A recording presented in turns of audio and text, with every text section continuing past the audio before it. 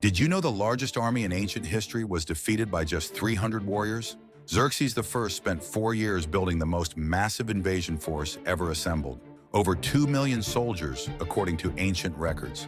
He was so determined to conquer Greece that he built a bridge across the sea by chaining ships together.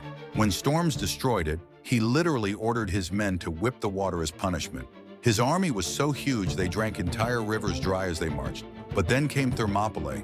Just 300 Spartan warriors held up this enormous army for days. The king who commanded millions couldn't break through a tiny mountain pass. Then at Salamis, his massive fleet faced smaller Greek ships.